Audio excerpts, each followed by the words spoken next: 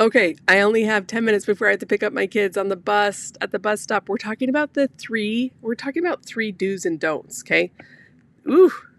And I took notes because I don't want to forget this stuff. I've published over 100 pen names. I have crossed six figures with this. I've published 600 books. So I have so much data as someone that loves testing things. Like, I've made so many mistakes. In this video, I'm going to walk you through my notes that I've written down about the things that I want to share about the pen name do's and don'ts, because there are so many. I have an entire playlist, but by the end of this video, I want you to be very clear on the things to do and not to do, okay? And so I'm going to actually write notes with you. The most important thing that people don't do that I don't want you to ever do, we're going to do the do's first, okay? So the three do's. The first thing that you always want to do is do trademark research, okay? Now, I had a student, she had a book started selling, and I was like, how'd you come up with a pen name? She's like, it was so late at night. Like, bless her heart, the book started selling, it hit top new release, but she didn't do trademark. So there's a little bit of like, ooh, let's make sure that we're really safe so we can continue to scale our books, okay? So part of that trademark is brand checking. So if you are really excited about a pen name, it's okay to go to namecheap.com, a domain service provider, and type it in to see if it's taken. If it's taken, I wouldn't use that pen name. You can go to the USPTO, like you can go to the trademark website and type in those names too, okay? And that will give you a good idea of like, okay, this one's safe to do. You want to do this before you type it into Amazon.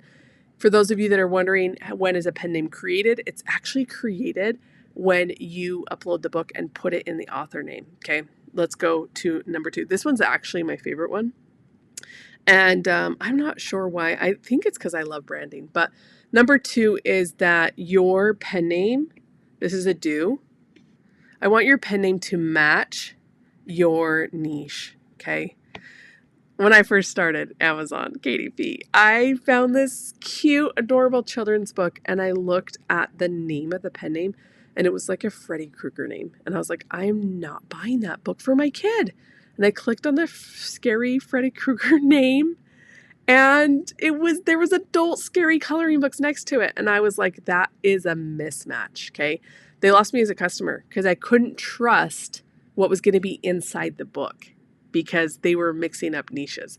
So I want you to pick a name that resonates with your audience. That's so important. Don't make it about you. If you make it about you, it's going to be tricky, okay?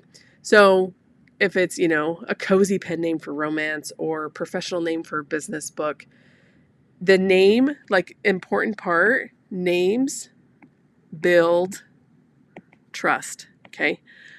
My kids, my 2 biological children, they have very specific names that have meanings behind them to project them into goodness in the world. Like, that's probably why I have 100 pen names. Like, I take it kind of serious, okay?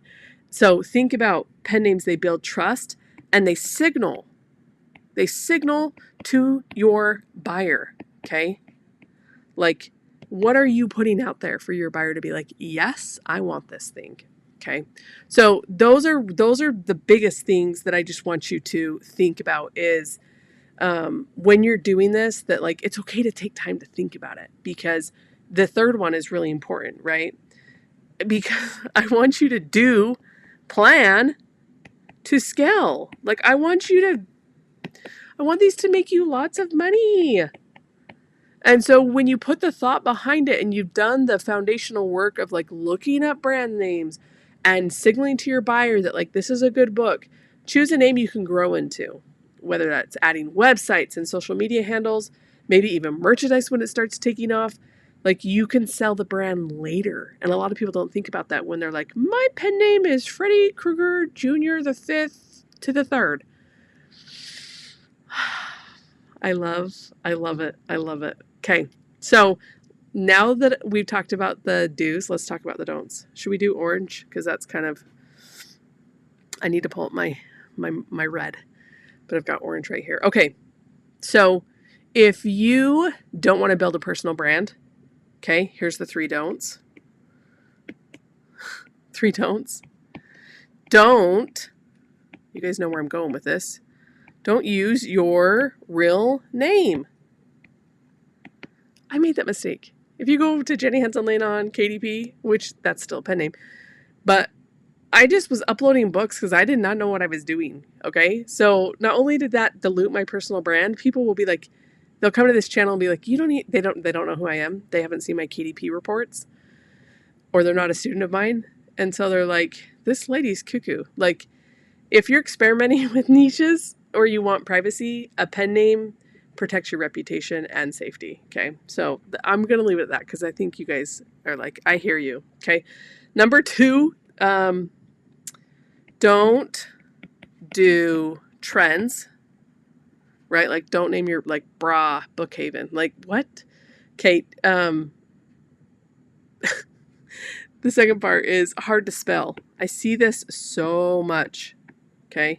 If English is not your first language and you're serving the Amazon.com market, and you're doing that pen name research, just make sure that, like, your customer can pronounce it, because English speakers were very simple. We'll just, like, keep it very simple.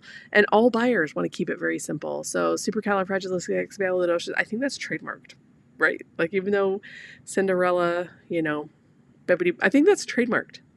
So, oh wait, that is Mary Poppins. That is not Cinderella.